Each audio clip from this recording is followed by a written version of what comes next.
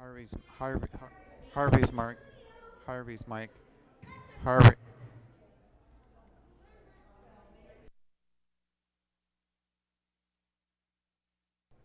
Kim's Mike. Kim's Mike. Ki-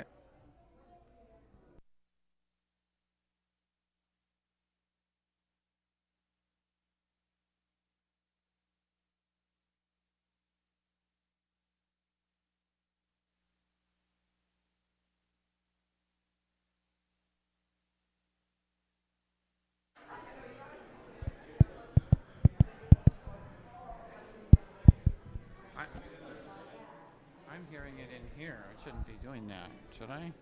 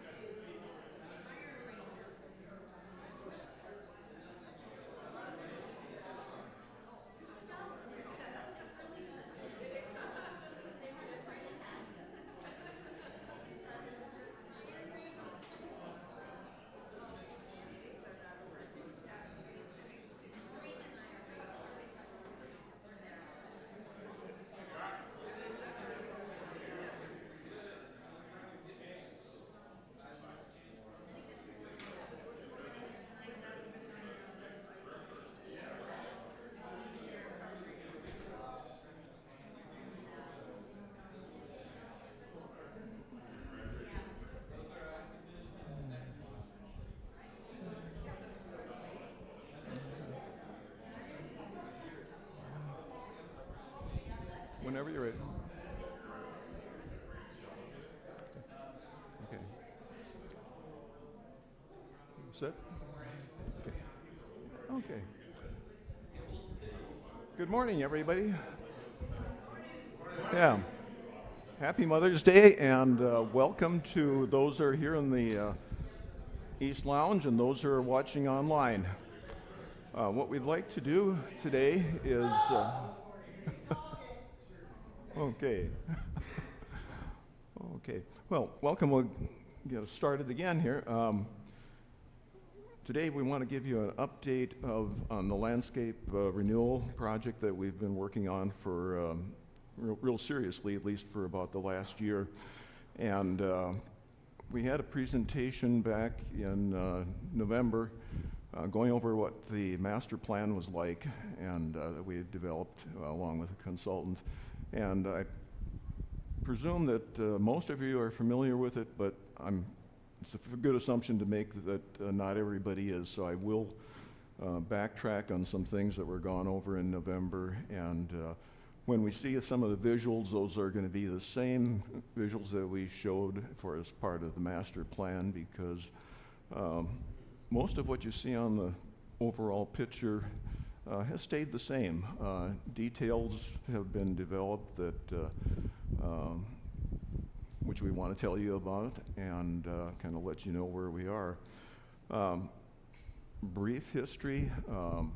The genesis of this kind of began with the property committee about maybe 4 or 5 years ago, looking at people pointed out to us that there's things that are really deteriorating especially around the front entrance. We've got planter and sign and stairs kind of all in one structure, and that needed repair, and we have areas of the site that are really hard to maintain, and areas that we aren't really using to their potential, and if we did some things that could be make better use of our site and doing better programming, improved programming.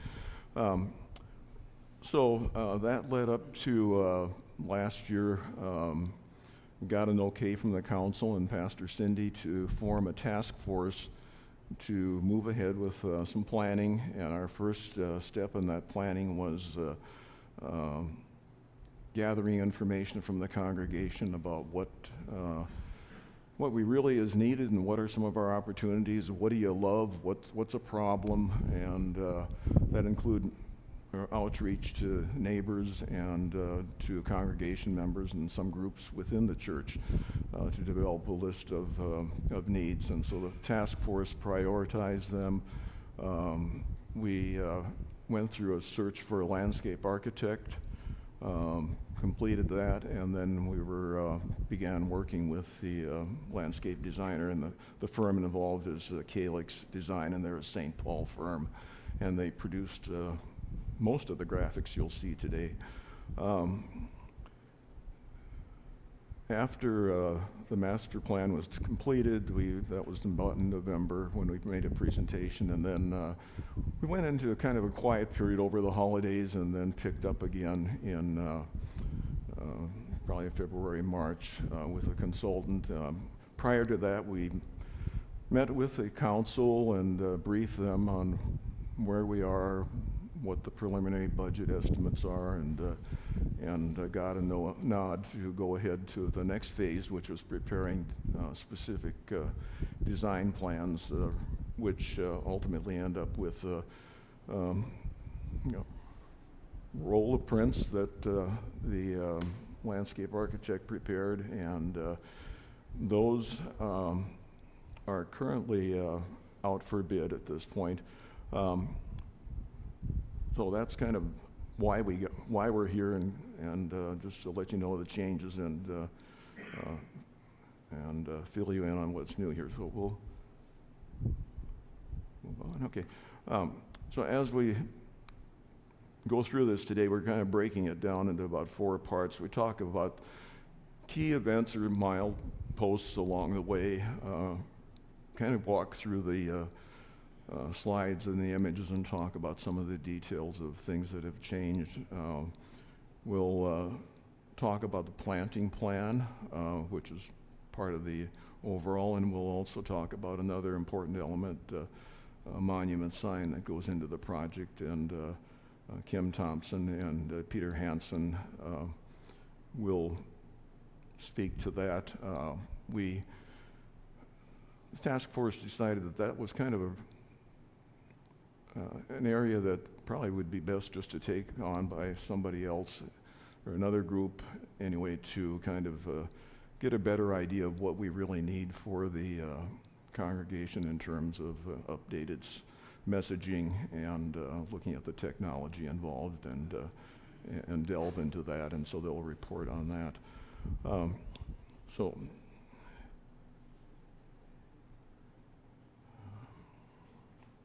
Okay. Just going now kind of the recent past, the plans were completed and they were issued to the bidders about a month ago, and the bidders came from a list that the consultant of firms that they've worked with, and in a sense this is kind of a pre-screening process, that having somebody who's really knowledgeable about the field being able to recommend contractors to work with us. So we met with bidders on the 25th. They all seemed quite interested, and the last few weeks they've been working on their pricing. Bids are due in 2 days, and for anybody who's been involved in projects, you get kind of nervous. I wake up, first thing I think about in the morning is, Elaine said, "What were you thinking about the project again?" Yeah.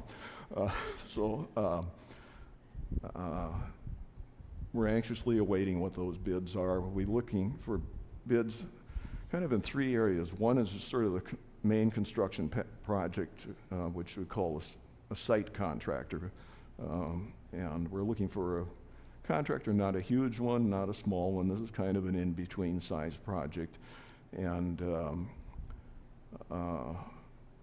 so looking for a site contractor, and that's we got bids on Tuesday.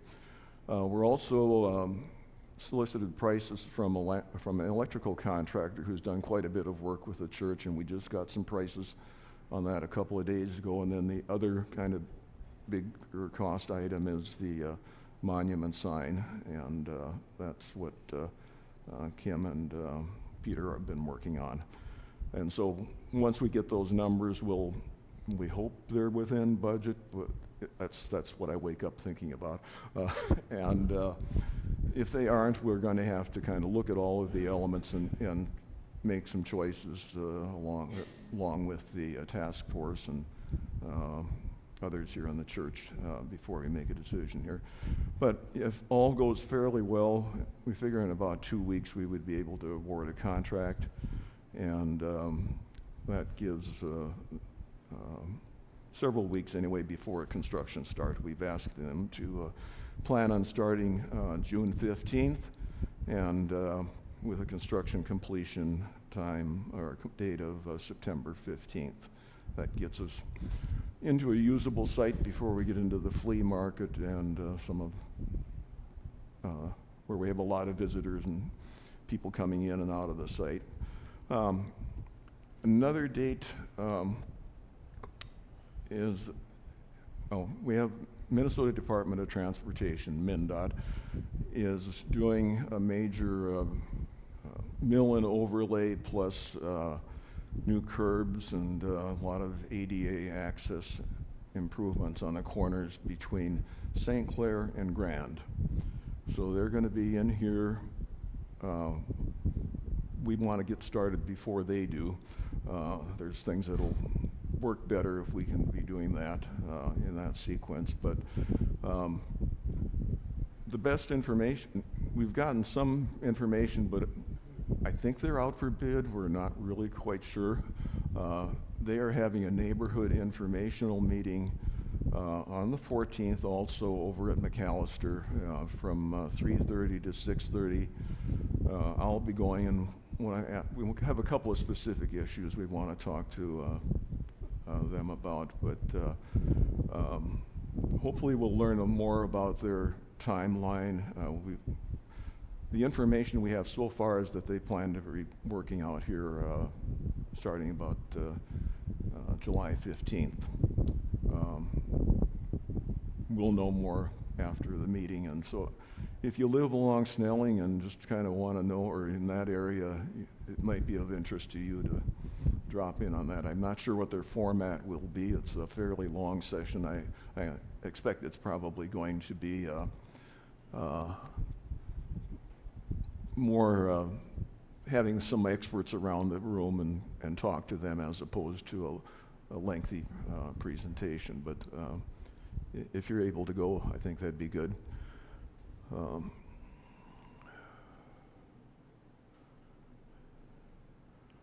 Okay.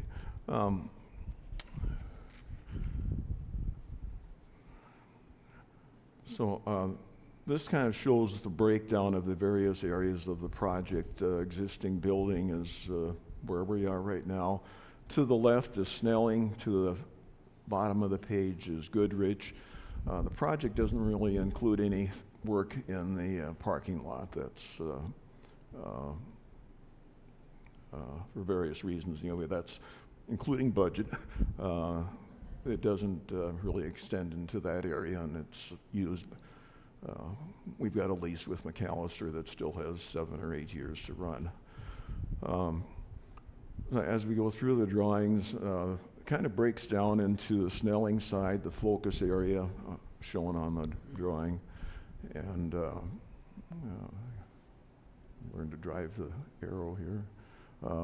In that area, corner area, and then the south lawn, and so the images will kind of reflect that. The underlying image is what we have right now with a couple of angled sidewalks for accessibility.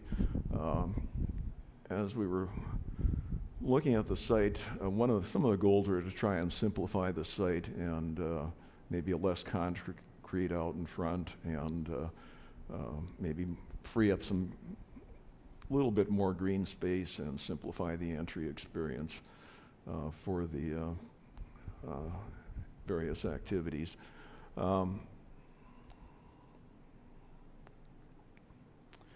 Okay, so this is an overall image of the master plan, and a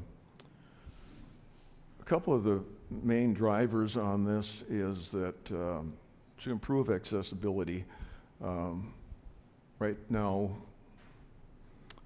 and in the future, the main accessible entry is on the Snelling side. That's where the elevator is. That's the closest, it's close to the accessible parking. We need to keep that available, and we want to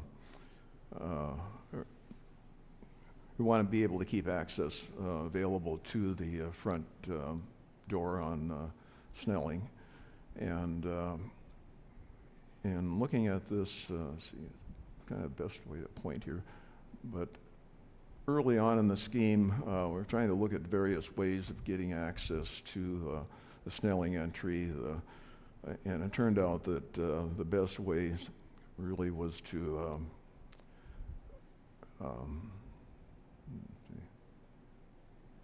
well, hope this picks up on this program here, but along the top, there's a new sidewalk going out to the public sidewalk, and then there's this gradual slope, kind of where it says E, going up to the front entrance.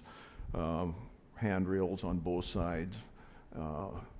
The entry here is probably more ceremonial than anything else, but it's on the axis of the present entry, and simplified. Instead of 2 stairs, there's 1, and we still have planters in that area to keep it some color in that area, and a place where you can plant annuals moving around the site. Another issue that we wanted to address is we've already started using the south side of the building for after-service coffee and some activities. The kids have for some of the summer activities are there. We've had, during pandemic, we had some very nice services in that area, and it could be used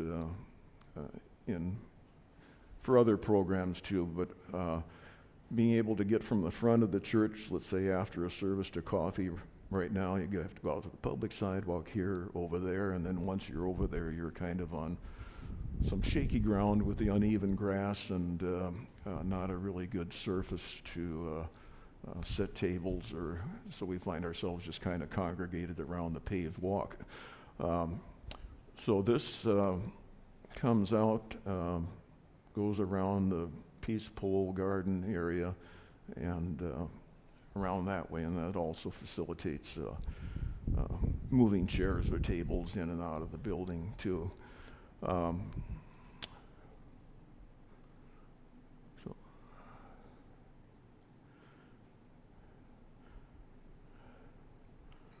So this gives you kind of the overall image of this.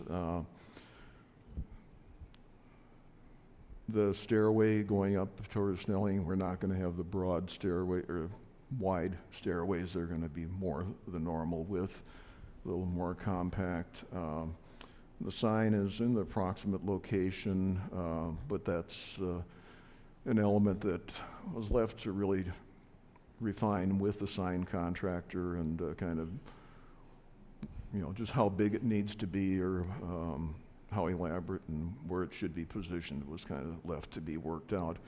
And it looks like it's going to be close to that area, and maybe, or could be quite similar to what is there anyway.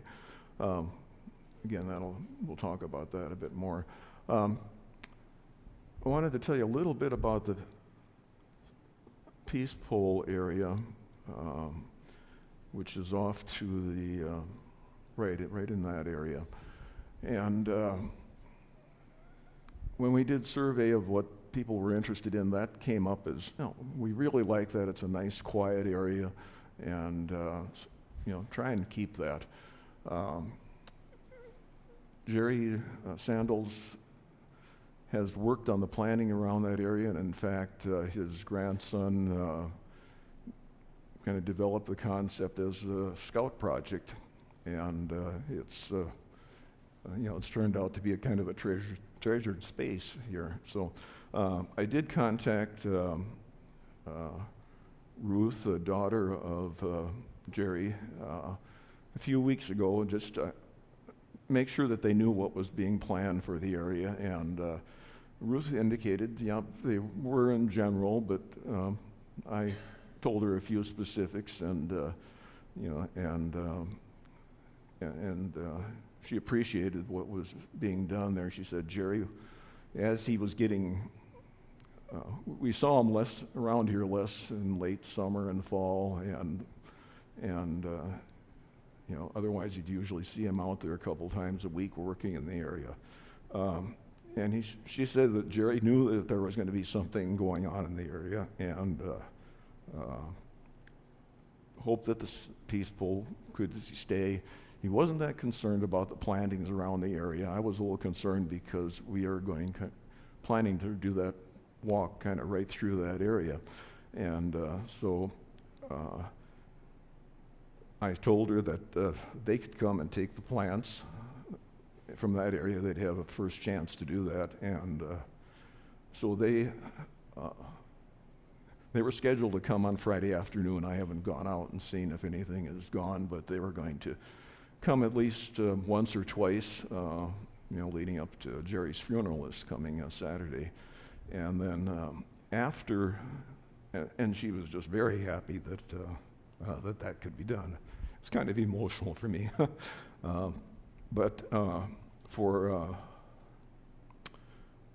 we have other plants around the property here that once the landscaping starts, we kind of turn it over to the congregation if somebody wants to go out. There's a bunch of hostas, and there's some other plants and some shrubs, and maybe about a couple of weeks before we know that the contractor will start, we'd kind of make some announcements and say, help yourself. and so some of those plants can continue somewhere else. The contractor, as we've worked through things, we are looking at let's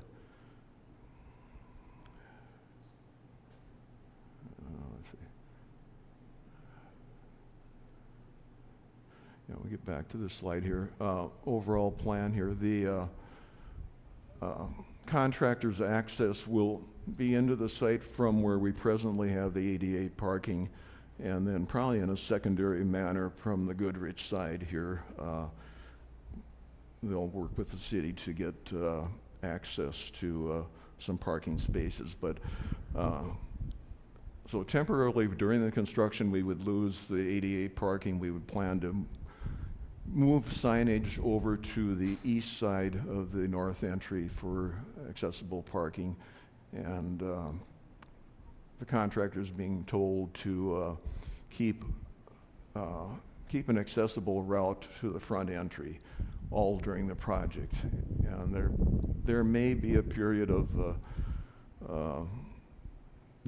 of days anyway if they have to do some work for some concrete pouring in that way, but it looks like they don't have to tear all of the two accessible rampings out at the same time, and but to keep a way open for that area. So when they need to let us know in advance of when that will be, and we'll try and get information out as best we can of this weekend or whatever that those entrances are going to be, or that main entrance is going to be closed. So we'll, like I say, we'll try and keep you informed.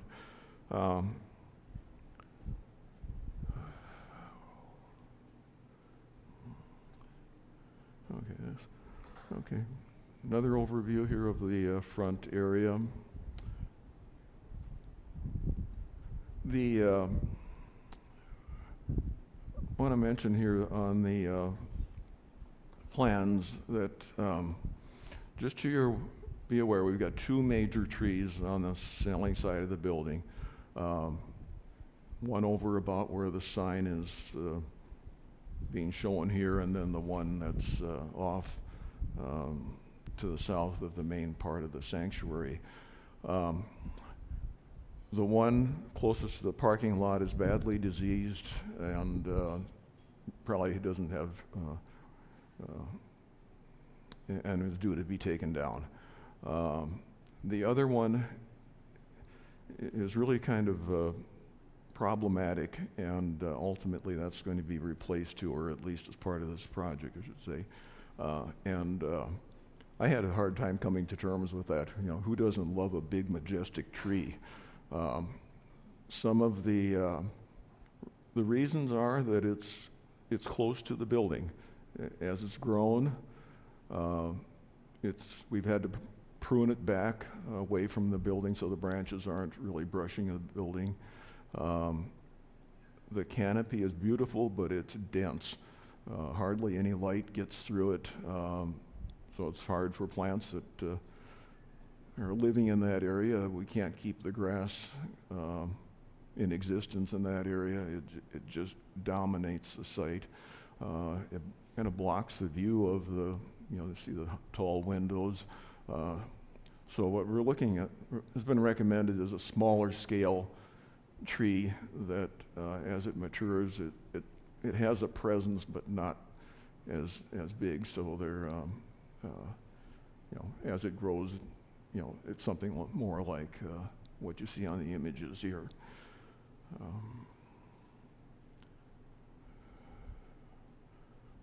Let's see.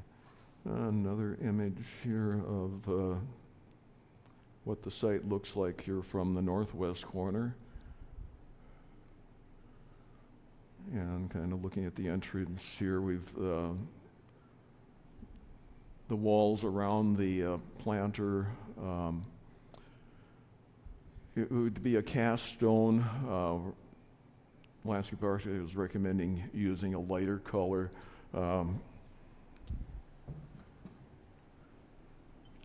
This is the product that he has specified, and so you can take a look at it and heft it. And,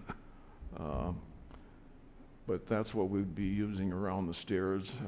Color could change. I guess there's some other colors that are similar light colors, and so we'll be taking a look at that, but that's an example of the product.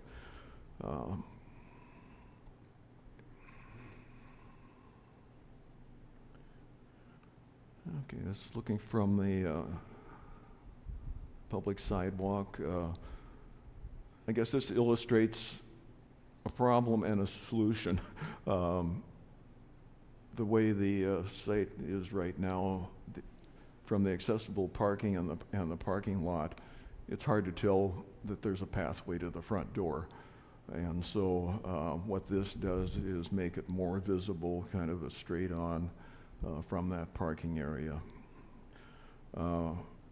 We've had some comments occasionally about site lighting, and should we that it gets kind of dark at night. It's I wouldn't characterize it as terribly dark, but somewhat so. And so the committee and the landscape consultant, we've had discussions of, do we put a pole, do we put a floodlight someplace, what do we do? And couldn't come to any real resolution. If I said, his name is Ben, come back with a recommendation here. We're just kind of floundering around with that. And so the next meeting, he said, well, how about a lighted handrail? And we, oh, that sounds good.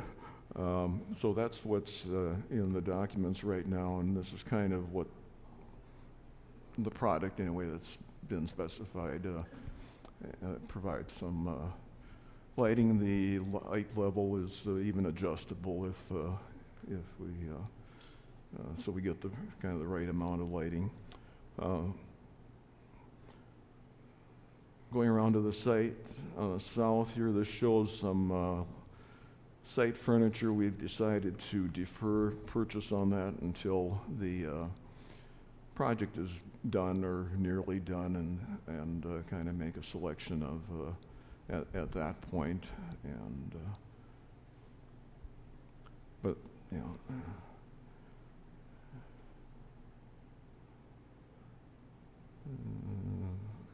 more along the south side here, the crabapple tree and the evergreen on the south side stay the same. We're having outlets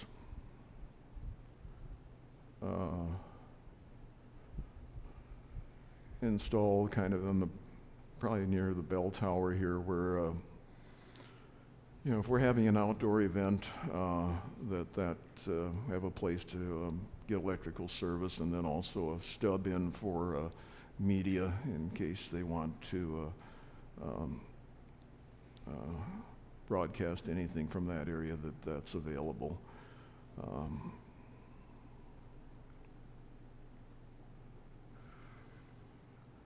And some more here, images in that south area.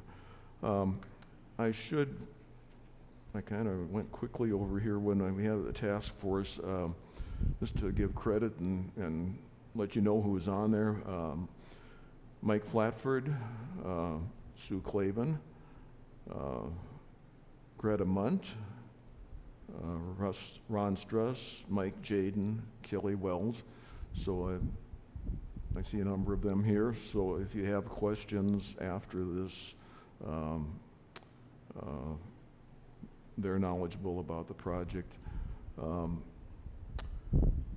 Any other questions about this at this point? Or not other questions, about what we've gone over so far? Yeah, Bart. Looking at the South Lawn area, is there any storage capability of, like, if we wanted to have tables out there that we would bring out on occasion Mm-hmm. to make it easier to be able to use it? Question was, what about storage space on the south side for when we do have events, so that it's easily accessible? the conclusion on that was that rather than building a place to store it, that kind of led into the path from the Snelling side, kind of skirting the building, making that instead of a gravelly path, maybe a paved path that you could roll things down that path, because a lot of that equipment is tables and chairs are stored. The lower level, we need an elevator to get it up. The elevator is on the Snelling side. Let's just bring it around the Snelling side. It's a big improvement from what we have right now. It doesn't put it right in the end spot, and if we did that, we'd probably have to duplicate some of those things, so we have the tables at the right place at the right time. But that's the way that's been looked at. Okay. Then I kind of want to move on to another part of this and tell you a little bit about planting plan. What you saw before was these nice perspectives of what it's going to look like when it's all mature, and we wanted plantings that are low maintenance, perennials that'll bloom and throughout the season. We have some areas, fairly limited areas for annuals. Try to focus that near the entrances. I think we could probably develop more if we had people that were dedicated to taking care of areas, but we know that that's hard to accomplish, and so we've tried to look at low maintenance materials. But anyway, when the landscape architect showed us, this was in black and white. And we had our meeting and we kind of went through the discussion of what's in various areas, and then kind of afterwards, after he had left the meeting, we were hanging around afterwards, and what do they all look like? I don't know what. Most of us, you can name a plant and I'd say, oh, that sounds good. I wonder what it looks like. What color is it going to be? Is it going to be this tall or that tall or what? Anyway, Sue said, well, she could help us with that. And so she took the plan and color-coded. Off to the right, you'll see it's called a schedule, a list of different plants. She gave each plant some identifiable color and related it to this. If it's a plant that's going to stay green all the time, that's what you see. If it's got some color, it's got some color. So that's been very helpful. We have a copy, and we're going to leave this. You can look at it at the end of the meeting here, but we'll have a copy of this in the church office, and you can take a look at it. Have any questions, call Sue. She has also went the step of, which I didn't expect. Well, here's an image. She went to the website. Everything that's on the schedule, there's a description of what it looks like, what kind of environment the plant likes, and all kinds of things about the plant. So that's very useful if you want to get into that part of depth on the knowledge. So that's something that we now have available. Other plans are, I'm going to put the bid plans, Monday I'll put that in the church office, and they're available for you to look at. If you want to look at them on your screen, which for some of this it's actually easier to look on a screen, blow up certain elements of the plan, let me know. I'll send them to you electronically, and you can look at them or print them off, or call the office and see if they can print something off for you. The next area we want to move on to is talk about the monument sign, and I don't want to steal anything here, but I just wanted to tell you, the group here, a bit. As I explained, the landscape architect was giving a general idea, and that we could kind of take and go work with sign vendors. And so this is kind of an image of what he was looking at, or with some parameters. It does have to have a certain setback from the street, and in our budget initially that we've been kind of going by, there was an allocation for the sign, $30,000 for the sign, which includes the base and the power. And so when Peter and Kim started on this, researched this, and this is kind of the budget we're looking at, but we don't really know, and kind of subtracting out the electrical and the base from the main sign element on the base. I said, well, aim for the low 20s. And I think the first price that came in was up there, and oh my gosh. And but then I thought, well, that's the first one we got, and they're talking to more and getting additional ideas, and so we'll have to see what is really a reasonable price. We may have just hit the most expensive contractor the first one anyway, but it kind of scared us. So they've been doing a ton of research, and before that, anything else about the rest of what you've seen? Okay. Peter or Kim?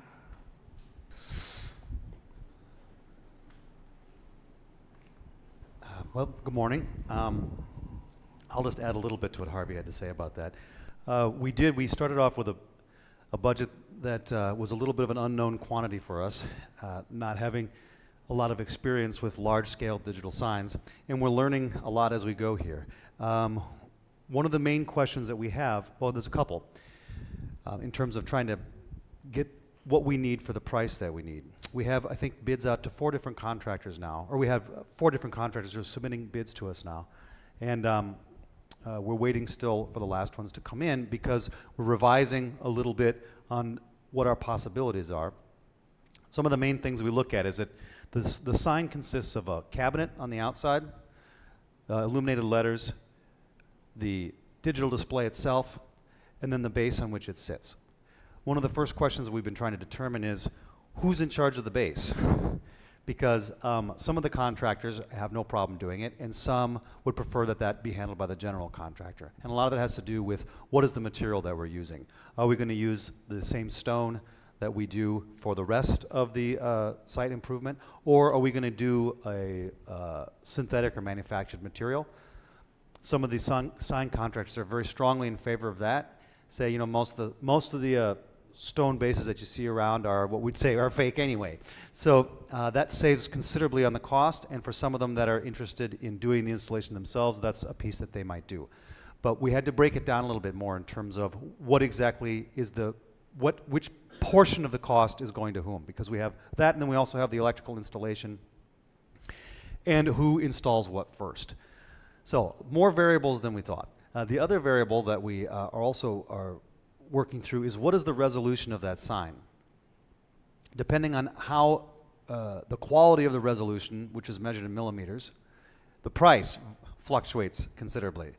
And the advice that we've gotten most lately from the most recent contractor we met with is that for our needs, we probably don't need the super duper deluxe, fancy, highest resolution sign possible, which I know I breathed a sigh of relief of that because it brought the price down by several $1,000s immediately. The other choices that we have too are whether we're doing a full color resolution or a monochromatic. The price varies only slightly in terms of full color and monochromatic. So there's really no reason not to do the full color. But we're asking for that to be broken out as well, just in case it comes down to that. If we're thinking long-term for the future, we'd hate to sort of hamstring ourselves today and wish that we'd done it differently in the future. The other thing that we might be able to do as well, speaking of the future, is that for the digital display itself, there are actually, in addition to the resolution, there are a couple different options on how that is made. One is, of course, it's double-sided, so it's essentially 2 screens. In one case, the entire screen is its own complete entity, its own manufactured product. And in the other case, we might actually be able to, one of the vendors assembles that digital display from smaller blocks. So, for instance, you maybe would have like 8 across and 2 high or something like that. The advantage to that, possibly, might be that if in the future we want to make that sign all digital, make it larger, rather than having to start from scratch, we could just build onto it again and make it bigger. I personally have seen digital displays, high quality LED screens work that way, and there's no discernible difference in terms of how you look at it. So we're just going to see which price works best for us and what our options are. Again, we're waiting to get those bids in. We're hoping to get the last ones in this week, although, like everything else, everybody waits till the last minute. The other thing that is a little bit in flux that was alluded to is the exact placement of that sign on the north-south axis there. The most recent company that came out, the gentleman that we met with just this last week, said, well, you know, it's really too bad you're moving the sign because where it's currently placed is where it's the most visible. And because of the trees, if you slide it a little farther north, you actually lose visibility of the sign. So we said, well, you know, what do you think? Where do you think we should put this thing? So one of the things that we've asked them to do is, hey, if you were making the sign for your own church, where's the best place to put this on this north-south axis? Knowing that we are moving it farther to the north than where it currently is. So they're going to take a look at that too. And this also then brought up the question again, is like, which I think is a great question to ask, what is the purpose of this display sign? Is it that we're letting people know that the church is here? Is it that we're letting people, our own parishioners, know the events that are going on? Is it letting our parishioners and anybody who might chance to drive by know what events are going on? And depending on the answer to that question has a little bit to do with where we're placing that sign. For instance, if we want it primarily to let parishioners know, people who might be coming to the church anyway, what's going on, like flea market, lutefisk dinner, etc. Actually placing it closer to the parking lot makes more sense because everybody's more likely to see it. However, we might run into problems with the general public taking a look at it. So, like many questions, this one's slightly up in the air as well. But we're hoping once we get the final bids and a couple of their proposals to be able to make a decision on that too. So that's kind of where we stand for that. I'm trying to keep it short. And I'm happy to take any questions that you might have. But the general look of it will be generally what you see. Does anybody have any questions about the sign? Yeah. Do you envision we would also still have the A-frame sign out for certain times or events, or would this now we would no longer have the A-frame sign? You mean the little movable guys that we could put out there? There's a really big one out there that we use for Lutefisk dinner, for the arts and music camp. That we put a banner on it. Yeah. My personal opinion would be sometimes you can never have too many signs. But that's a great question because if we need to double up, if we already have those things made, there's no reason not to do that. However, having this rotating display here would alleviate the need for us always to have to default to an A-frame sign. Yeah. Not a question, but I don't know who answers the question of what is the sign for, but it seems to me that the public, it's on Assembly Avenue, that I would think we would want a sign that people driving by could see the activities that we have. Mm-hmm. They will, yeah, the comment was, well, we don't want to ace the public out of this, right? Yeah, no, we don't intend to do that at all. No. Mm-hmm. Yes? I got a comment on mine that was very similar to yours for the general public. Yep. Yeah, absolutely. Well, this is the balancing act, is that we're especially with our focus on being a public church, we do want to serve the public. he was merely pointing out the irony that where the sign currently is placed is the most visible to the public, and anything that we do to move it is going to diminish that. Not hugely, but a little bit. So we're trying to take into account what is the best place to put this where we can maximize all of those needs. Other questions? Yeah. We don't have an image of what the visual would be, right? I mean, You mean the display itself? yeah, the display. Could be anything we want. I mean, the way it looks is it's a full color LED display. So, you know, if you wanted to put this out there, you couldn't maybe do it quite this fancy resolution. You wouldn't be able to read it from super far away because it's not that big. But you could do, you know, almost anything that you see that way. And how is that programmed? Well, that's a great question. That's the other thing that we're trying to figure out is, do we need to have that hardwired in and programmed from the office? Is that something that can be programmed via app like so many other things? And our contractors are going to be coming back with those suggestions too. Yep. Yes? Is it lit up at night? Yeah, it is lit up at night. Mm-hmm. And day. That's right. And they're very durable. Yes? I guess that's another question. So the Immanuel Lutheran on top, does it have to have a spotlight on it like that? No, it can be illuminated from behind. Mm-hmm. Yes? Will it still have contact information for our church and also times of services? Mm-hmm. Yeah, we can program all that ourselves. Whatever we want it to say, it'll say. Like what would be the permit, just the address and the name? Yeah, in fact, we're thinking of removing the address because we figured once they got here, they don't need to see that. So it's probably just going to say Immanuel Lutheran, and then the suggestion was made, yeah, the suggestion was made that it'd be nice to put on the church sign that it's a church. So it's going to say Immanuel Lutheran Church on it. Any other questions? And the address isn't required, right? Address is not required. It's on the door. That's right. Yeah, the address is not required. That's right. Uh-huh. Any other questions? Yes. I just want to thank all of you for your work on this. This is wonderful to see the plans and to hear about it. So whoever's involved, thanks very much. Appreciate it. Oh, absolutely. Kim, have I left anything out? Good right now. All right, great. Thanks. All right. Thank you very much. Yeah.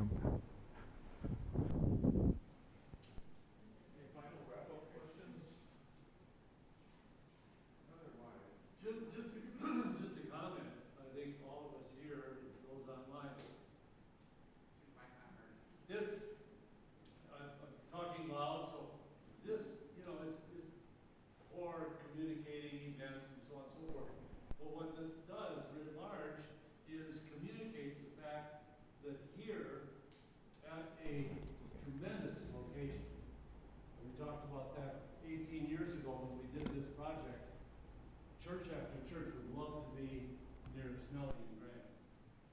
But here is a church with things going on, with ministry happening, and a church that takes care of its property and tends, you know, is interested in what it looks like and, you know, the vitality that's going on behind those doors.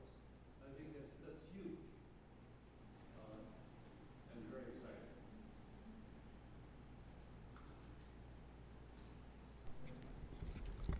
Okay. Well, appreciate your comments and questions. Keep them coming out even after the session, or give me a call or talk to the property or the task force people. We appreciate your support, just an encouragement and ideas, and financially too.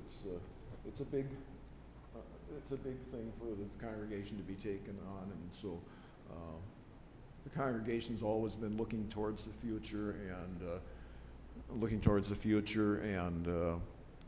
this is just another part of doing that. Thank you very much. Bye.